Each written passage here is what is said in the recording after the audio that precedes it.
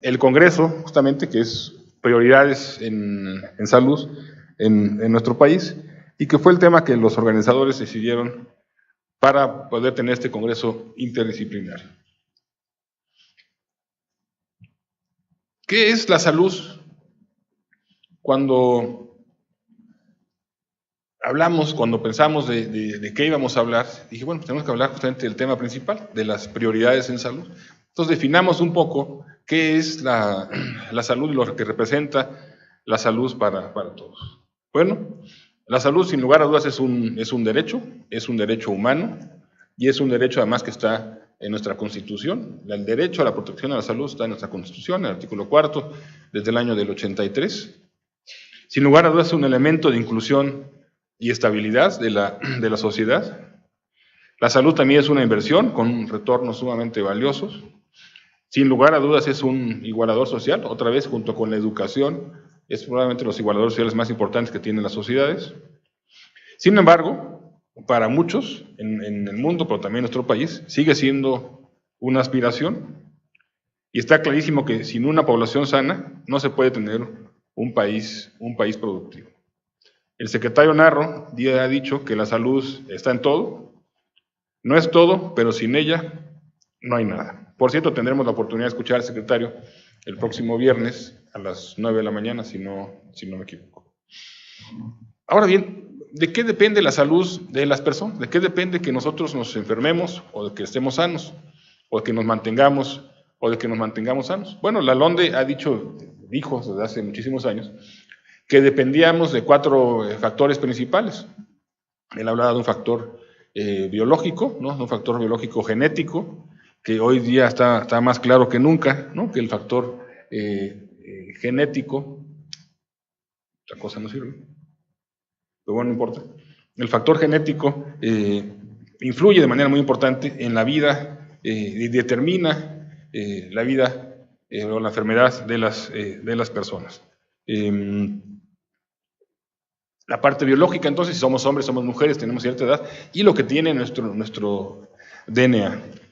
¿Qué duda cabe que el estilo de vida, o sea, también es importantísimo, y aunque adelante tenemos la alimentación, el estilo de vida determina gran parte de nuestro estado de salud. Somos lo que comemos, somos lo que bebemos, si hacemos o no ejercicio, si tenemos prácticas de riesgo o no, si fumamos, si bebemos, si consumimos alguna droga. Todo esto estilo de vida, que es enorme, y podríamos dedicar un congreso a hablar exclusivamente de esto, determina también nuestro estado de salud. La educación, sin lugar a dudas, ¿no? A mayor educación de la población, una mejor salud para la misma. ¿Qué duda cabe también del medio ambiente? ¿Qué duda cabe que la contaminación juega un papel muy importante? ¿Qué duda cabe que los virus, las bacterias, los hongos, todo lo que está, determina también el estado de salud de las personas? Las familias, el entorno digamos, de bienestar, es importantísimo, sobre todo en algunas etapas de la vida, tanto en la niñez como en la vejez, en todas las etapas, pero en esas etapas, en los extremos de la vida, es sumamente importante el estar acompañado para poder vivir sano. La alimentación que ya mencionábamos, el ingreso de las personas, y también la posibilidad de tener un empleo. Y esto la salud determina muchos factores entonces de la propia persona, el desarrollo cognitivo, en el caso de los niños y los que tienen la posibilidad de crecer, el desarrollo físico, la productividad, el rendimiento, el bienestar emocional y las relaciones sociales. Todo esto tiene que ver con cómo nos encontramos desde el punto de vista de salud.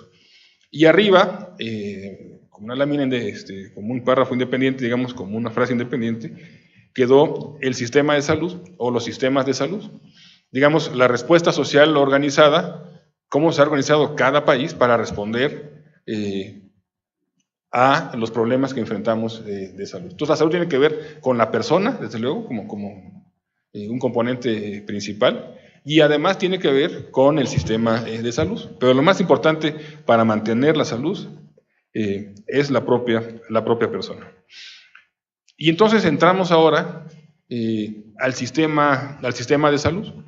Y esto que ustedes ven aquí, que parece muy complejo, pues bueno, ciertamente lo es, ¿no?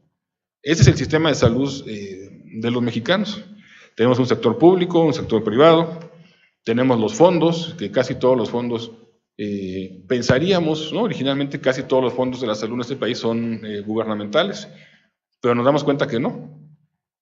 Más de la mitad del Producto Interno Bruto que se dedica a salud proviene de los bolsillos de las personas. Más o menos 5.8 del Producto Interno Bruto se destina a salud, y más de la mitad de 5.8 proviene de los bolsillos de todos nosotros. Entonces el gobierno sí pone, claro que pone, y ha crecido mucho en los últimos años, sí, ha crecido desde luego, gracias al Seguro Popular, pero no ha sido suficiente. Este crecimiento, la aportación del gobierno, sigue siendo insuficiente y seguimos sacando de nuestro dinero para pagar la salud de los mexicanos, cada quien como persona. Y doy un dato, hay muchos, doy un dato nada más. Cada año, 120 millones de mexicanos, casi cada mexicano, casi un mexicano, 120 millones, 10 millones por mes, acuden a un consultorio de farmacia. Acuden a un consultorio de farmacia. Esto significa que las personas que acuden a un consultorio de farmacia, bueno, seguramente tienen IMSS, seguramente tienen ISSSTE, seguramente tienen Seguro Popular, y prefieren ir y pagar una consulta de 20 pesos, de 30 pesos, de 50, de lo que sea, y luego comprar los medicamentos, que ir a la institución que corresponda. Así está nuestro sistema de salud. Que nació, por cierto, hace 75 años. ¿No? Hace 75 se creó la Secretaría de Salud, se creó el Instituto Mexicano del Seguro Social, y se creó también el Hospital Infantil, que se convertiría luego en el primero de los Institutos Nacionales de Salud.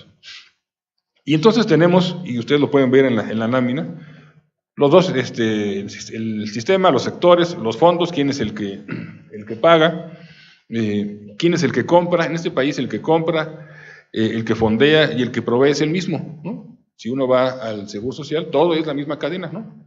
Y si uno va a la Secretaría de Salud, todo es la misma cadena. No hay un fondo único, digamos, para pagar, o que haya competencia entre los proveedores.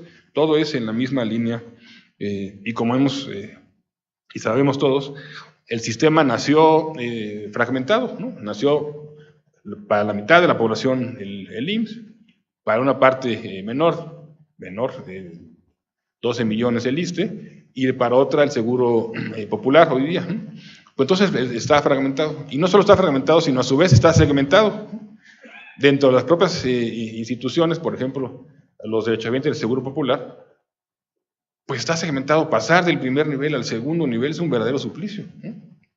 Y pasar del segundo nivel al tercero, pues es casi imposible, o es muy complicado establecer esta red de atención médica.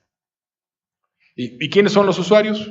Ahí está de manera muy clara. Bueno, esto es el sistema de salud. Ahí trabajamos todos, ¿no? Ahí nos encontramos todos. Ahora, ya dijimos cómo está fragmentado, cómo está segmentado, cómo es probablemente ineficiente, con resultados diferentes. Sin embargo, y hay que decirlo de manera muy clara, el sistema público de este país tiene cerca de 23,000 unidades médicas, casi 1,400 hospitales, alrededor de 90,000 camas sensibles, más de 224,000 médicos, cerca de 300,000 enfermeras, un poco más. Y en un día típico, o sea, un día como hoy, 1 millón de personas, 1 millón de mexicanos están yendo a consulta. 1 millón, ¿no? 500,000, un poco más fueron al Seguro Social, 400 y tantos fueron al Seguro Popular, y como 100,000 fueron al ISSSTE y los otros. Esto se dice muy fácil, ¿no? Y decíamos que estaba fragmentado, que es ineficiente, todo lo que ya dijimos, pero pensar en que todos los días se dan 1 millón de consultas, hay 1 millón de interacciones entre un médico y un paciente, es sumamente complicado. Alrededor de 4,000 nacimientos diarios, más de 1 millón de consultas externas, más de 100,000 consultas en urgencias, casi 10,000 cirugías por día, y más de 16,000 hospitalizaciones. Esto nada más es lo que sucede hoy. ¿no? Lo que sucedió, si esto lo vamos multiplicando y lo multiplicamos por lo que ya sabíamos o dijimos que sucedía en el nivel privado, vemos que los números que enfrenta el país es realmente enorme.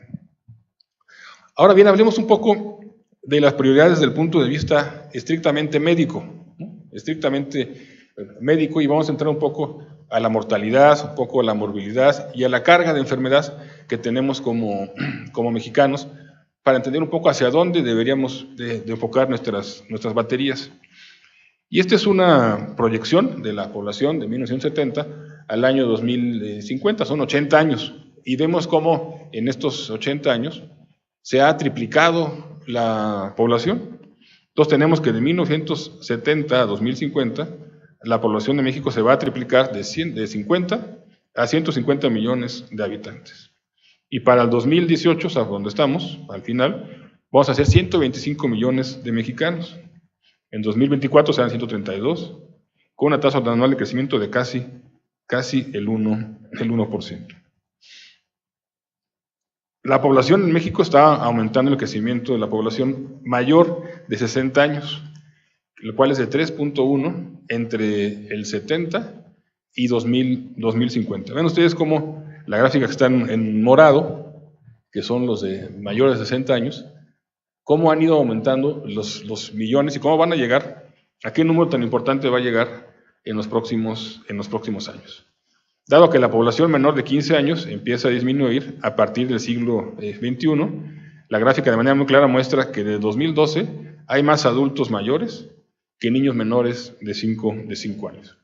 Y con esto nos podríamos detener y podríamos reflexionar si estamos haciendo lo que tenemos que hacer, si estamos haciendo lo suficiente para atender a esta población. Y si la persona, ya decíamos que la salud depende de muchas cosas, pero depende también de la persona. Si esa persona mayor de 60 años está haciendo lo que tiene que hacer para mantenerse sano. No solo el sistema, sino la propia persona. Y también si nosotros, como formadores de médicos, como formadores de especialistas, lo estamos haciendo. Y yo creo que la respuesta es muy sencilla. La respuesta es no. Hace años que se escucha, ¿no?, que sabemos que hay que producir menos pediatras, ¿no?, y que hay que producir más geriatras, ¿no? O sea, lo que se dice desde hace 15 años o 20 años, no sé cuánto.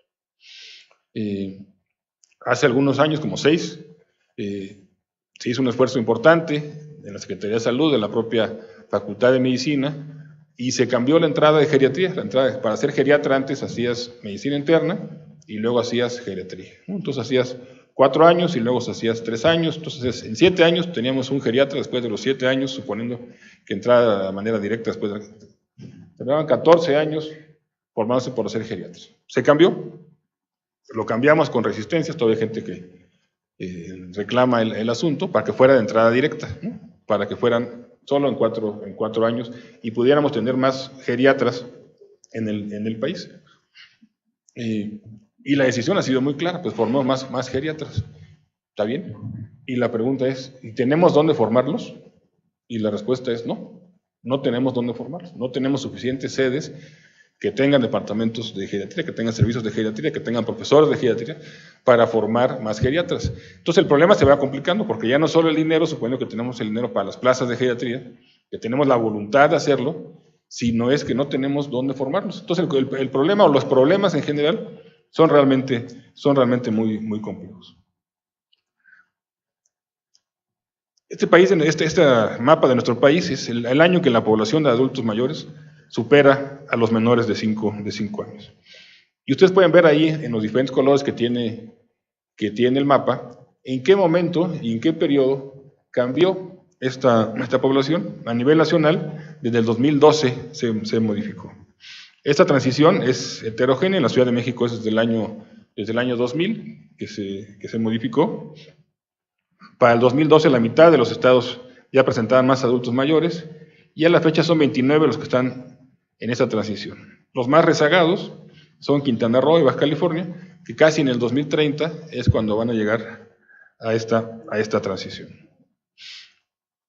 Y veamos esta, que es bien interesante, que es esta tasa de dependencia. Vean ustedes el año de 1970, cómo por cada 100 personas que trabajaban, había un poco más de 100 105 vamos a poner, que no trabajaban. Y no trabajaba porque eran o niños o adultos mayores, ¿no? En el 70 entonces había esta relación y este cambio tan importante. Y de estos, casi el 100%, decíamos, eran niños. Y conforme vamos avanzando en el tiempo, y cuando lleguemos al 2050, cada vez primero hay más gente, que los niños van creciendo, ¿no? Entonces hay más gente que trabaja, pero también la población adulta que ya mencionábamos hace un momento va creciendo. Y entonces va a llegar el año 2030, donde esta tendencia se revierta y habrá 49 dependientes de cada 100 personas. Ahí todavía en el 30 serán siendo, 2/3 partes seguirán siendo jóvenes y 1/3 parte serán adultos mayores. Pero en el 50 se van a juntar, ¿no?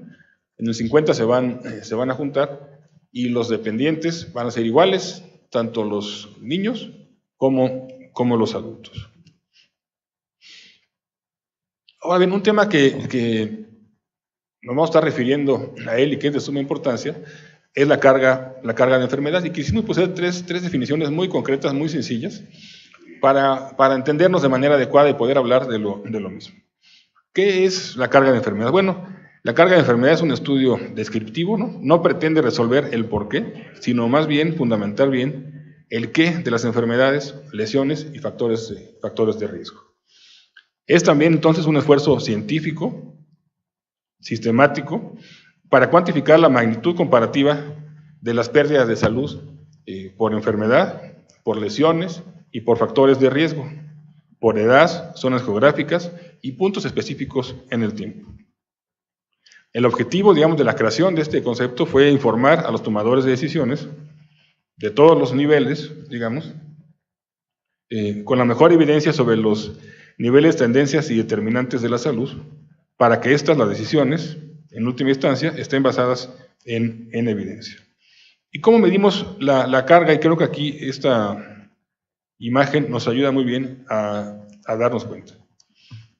En lugar entonces de contar las muertes y los casos de enfermedad, esto es la mortalidad y la morbilidad, o la discapacidad, o las tres cosas, digamos, de manera independiente, cuántos están muriendo, cuántos están enfermando, cuántos discapacitados, que en general no se pueden agregar, se calcula entonces el tiempo perdido, ya sea por muerte prematura, y el tiempo vivido con discapacidad. Y si ustedes ven esta gráfica, entonces tenemos el nacimiento y la esperanza de vida X de la persona.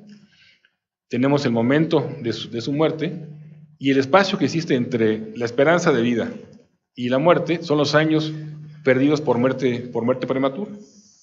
Si además, por diferentes motivos que ahora veremos, tiene años vividos con discapacidad por cualquier motivo, entonces tenemos, si sumamos las dos cosas, los años de vida saludables perdidos, los famosos avisa que ya mencionamos.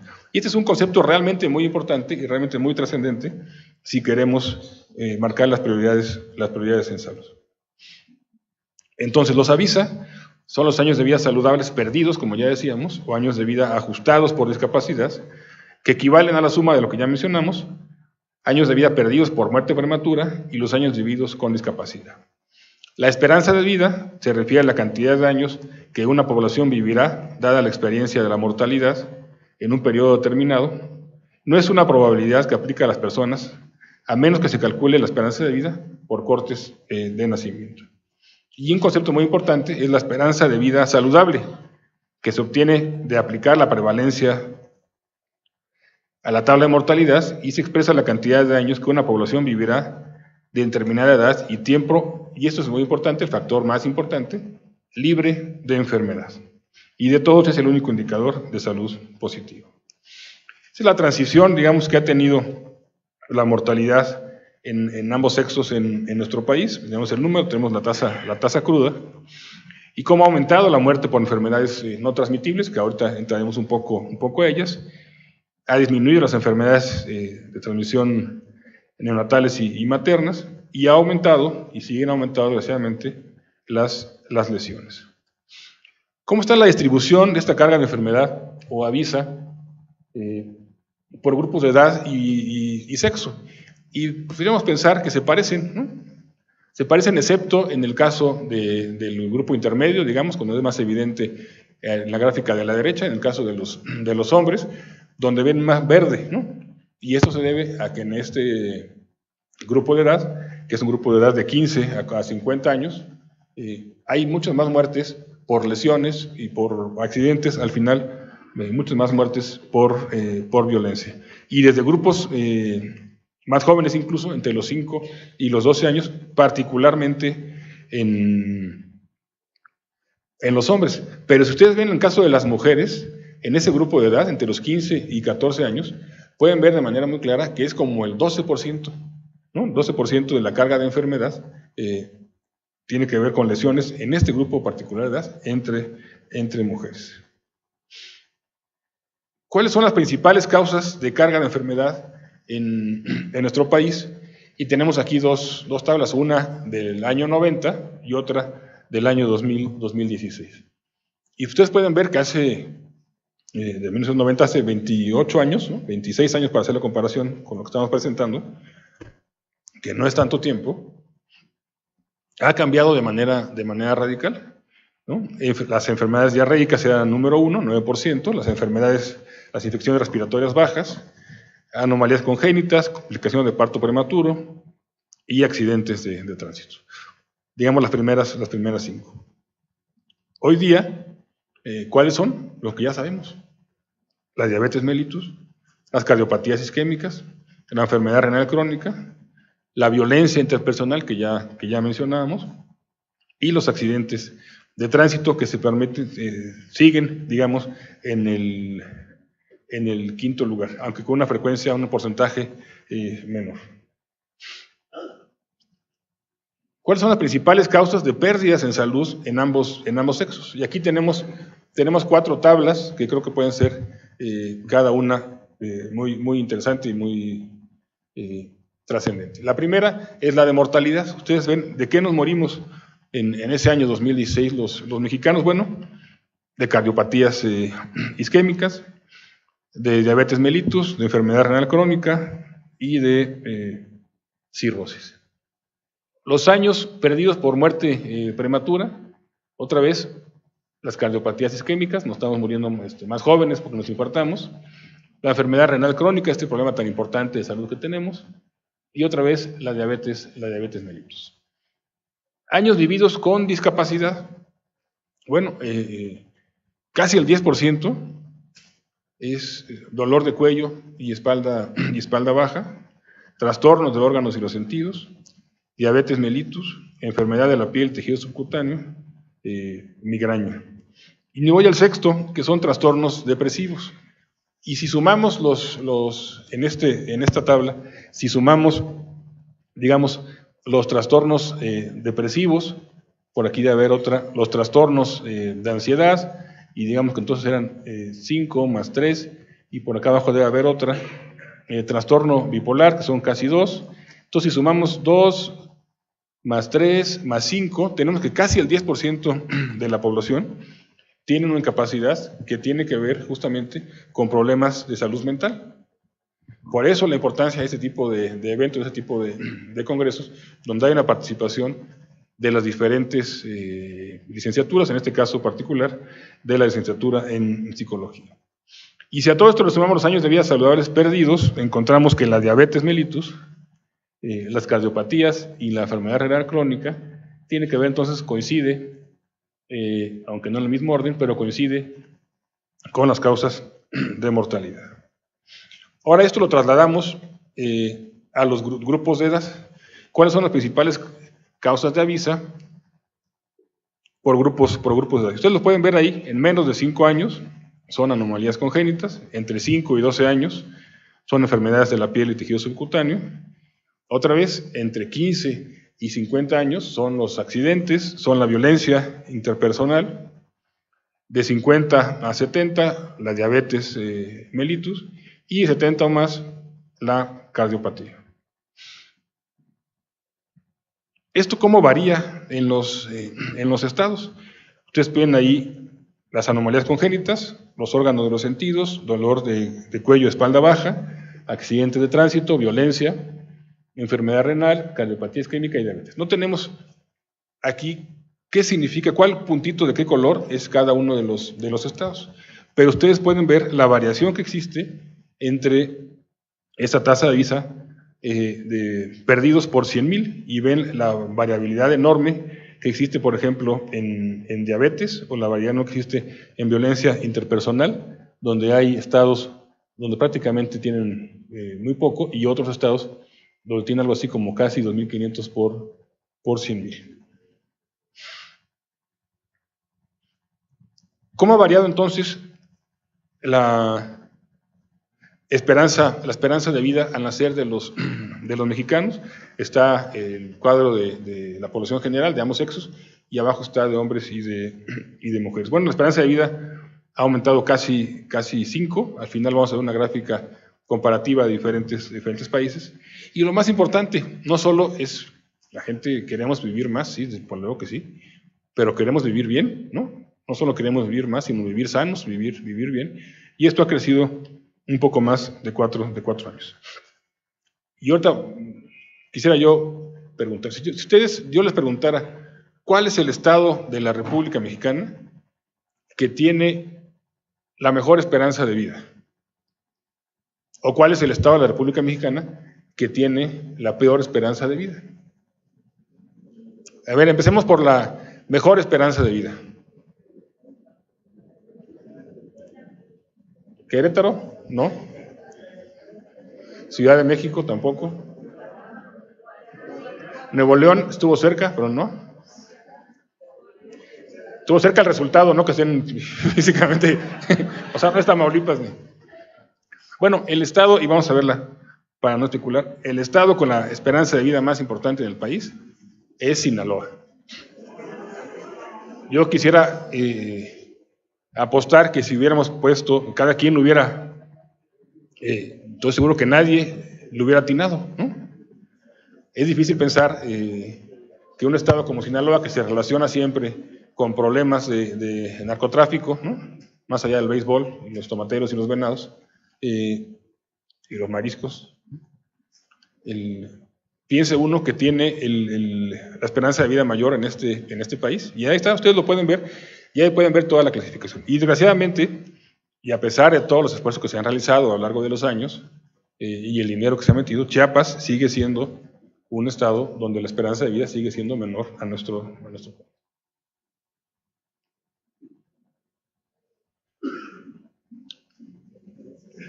Y también me llama la atención, bueno, varias cosas, si pudiéramos hablar de cada uno de los estados. Y aquí está la doctora Guevara, Veracruz, doctora. Hay que hacer un esfuerzo mayor, sin lugar a dudas, en estos estados. Y seguramente las autoridades locales, ¿no? Están haciendo un análisis de qué es lo que pasa, qué es lo que han hecho bien, digamos, en Sinaloa, y qué es lo que no se ha hecho también en otros estados. Desde luego que es muy complicado, no son estados iguales, el Producto Interno Bruto local no es el mismo, pero yo creo que sí vale la pena revisar lo que está sucediendo en unos estados, lo que están haciendo de manera adecuada, y cómo se podría hacer mejor en otros de los estados. ¿Cómo es la expansión absoluta de la morbilidad por sexo? Decíamos ya, del 90 al 16, la esperanza de vida ha aumentado tanto en hombres como en mujeres, pero los años ganados en la esperanza de vida, no necesariamente lo que ya mencionábamos, son de buena salud. Aumenta la esperanza de vida y los años que se viven con enfermedad, tanto en hombres como en mujeres. Y mientras que la esperanza de vida que ya mencionábamos aumentó casi 5 años, los años que se viven con enfermedad aumentaron un poco más de medio año. ¿Cuáles eran los factores de riesgo que contribuyen a carga de enfermedad en México, y cuáles son los factores de riesgo en este comparativo que hemos hecho del 90 y del 16? Bueno, en el 90 la desnutrición infantil seguía siendo el número 1, ¿no? El bajo peso al nacer era el 2, la glucosa plasmática en ayuno elevada, que pasó a ser el número 1 como factor de riesgo en el 2016, el índice de masa corporal elevado, que pasó a ser el número 2, agua insegura, estos determinantes sociales que son tan importantes, que mencionábamos al principio, cuando hablamos del medio ambiente, el agua, que era un tema en el 90, o sea, hace tampoco, dejó de ser uno de los temas de riesgo de carga de enfermedad. El consumo de alcohol, por si a alguien le interesa, pasó del 6 al 5. El saneamiento inseguro, cómo el agua y el drenaje, que hace tampoco eran 25 años, ya decíamos, eran un tema, dejaron de serlo, ¿no? Hay desde luego que varias poblaciones, varios municipios, que sigue siendo un reto, pero en el mapa, digamos, del país, en el general del país, ha desaparecido de las primeras 10 causas. Yo en el 2016, ¿cómo estábamos? Bueno, la glucosa que ya dijimos, el índice de masa corporal, la hipertensión, la presión arterial sistólica elevada, la insuficiencia renal, que no existía y apareció en estos 25 años, el consumo de alcohol, el tabaquismo, que tantas muertes sigue causando y tantos costos tan elevados en la atención médica, y ahí están las principales causas que ustedes pueden ver. Veamos, para ir aterrizando, algunos ejemplos de carga de enfermedad global y local. Y vean ustedes, esa es la enfermedad renal crónica. Pues somos, pues no campeones, pero sí subcampeones del mundo, ¿no?, en enfermedad renal crónica. Es increíble, ¿no?, que nuestro país, junto con algunos países de Centroamérica, los que aparecen ahí de Asia y de Oceanía, pero tenemos una incidencia de enfermedad renal crónica, no solo por la diabetes, una incidencia muy, muy elevada. Y si nos vamos al país, digamos, de lo global que decíamos al país, podemos ver los estados como Campeche, otra vez como Veracruz, como Puebla, seguramente es Querétaro, esto que estamos viendo ahí, ¿no?, donde hay una incidencia mayor de enfermedad renal crónica. Y ahora vemos los casos de leucemia aguda. Aquí sí somos campeones.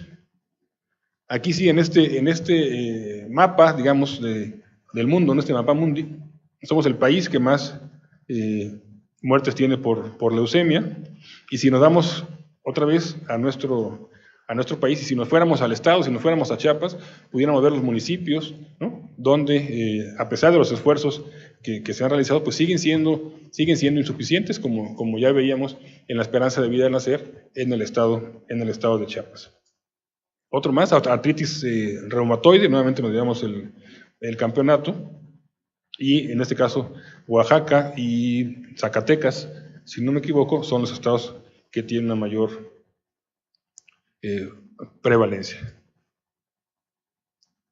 Y vean, esta es bien interesante. Somos el número 1, ya sabemos, en consumo de refrescos azucarados o de bebidas azucaradas, ¿no?, del mundo.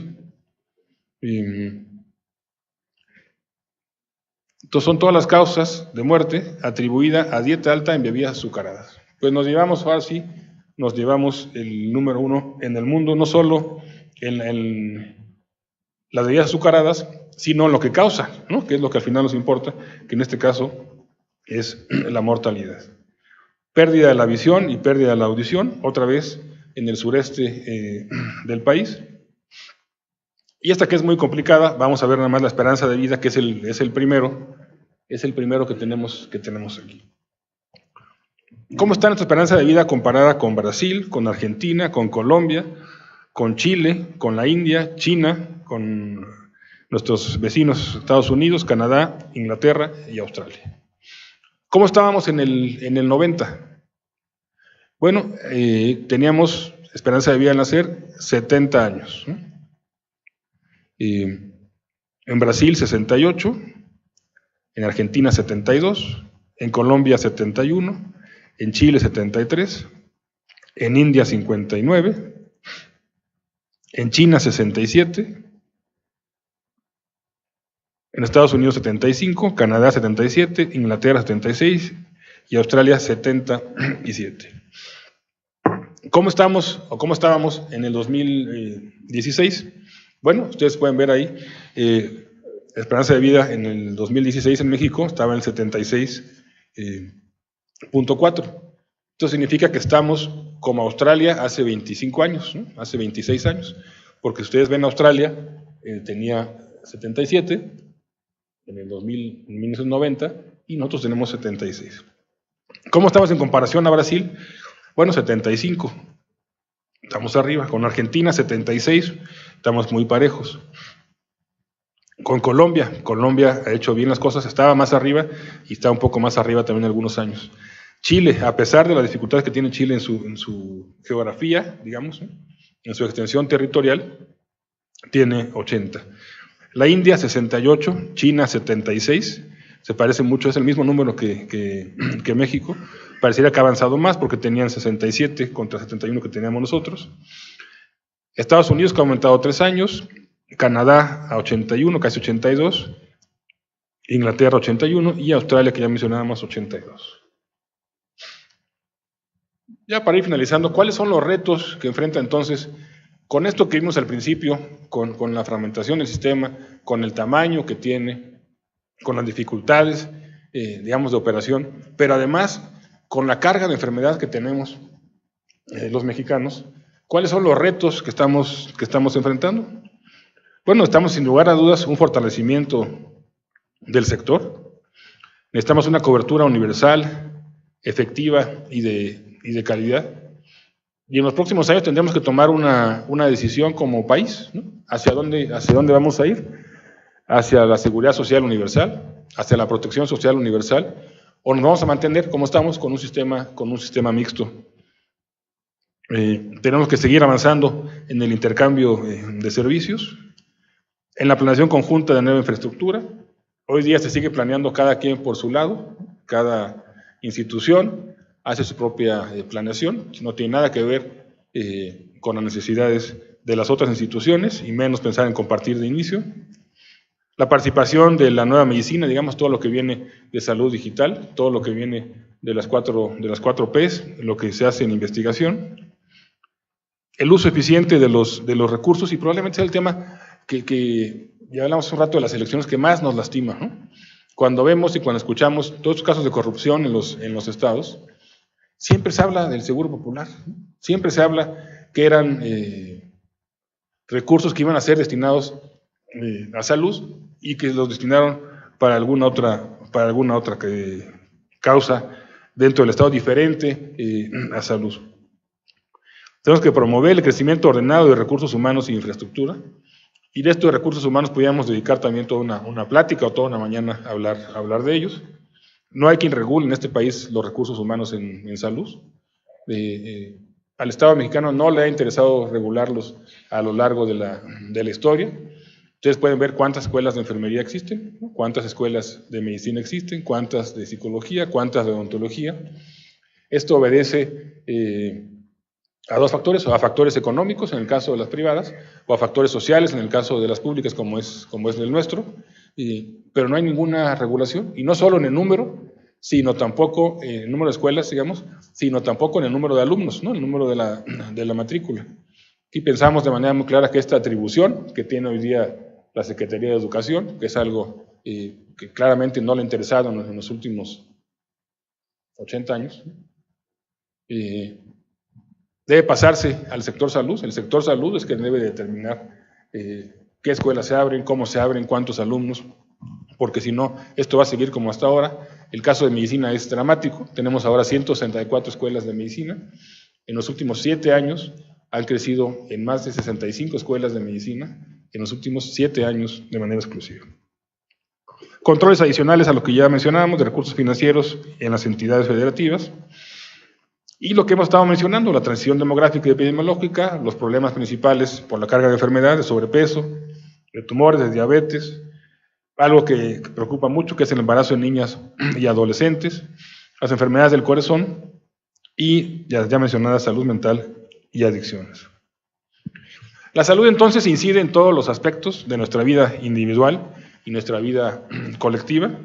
Impulsa la productividad y crecimiento, además de ser un elemento de inclusión, justicia y cohesión social. México ha avanzado en materia de salud, pero todavía queda mucho por hacer. El sobrepeso, la obesidad son un problema serio y una amenaza a la salud. Las enfermedades crónicas no transmisibles, como la diabetes, enfermedades cardiovasculares, cáncer, enfermedad renal, requieren de mayores esfuerzos en la participación conjunta, otra vez de sociedad, de academia, de gobierno, iniciativa privada y medios de comunicación, y se debe avanzar en la cobertura de servicios y en la prevención, diagnóstico y tratamiento oportuno. Entonces yo para terminar diría, ¿vamos bien, digamos, en el sector salud? Pues yo diría que si vemos los resultados de cómo estábamos en el 90 y cómo estamos en el 16, pues yo diría que sí, ¿no? Hemos aumentado la esperanza de vida, hay menos muerte materna, menos muerte infantil. Yo diría que sí va muy bien. ¿Podemos ir mejor? Sin lugar a dudas, ¿no? Sin lugar a dudas podemos ir mejor. ¿Qué tenemos que hacer a nuestro juicio? Acciones conjuntas. ¿Quiénes?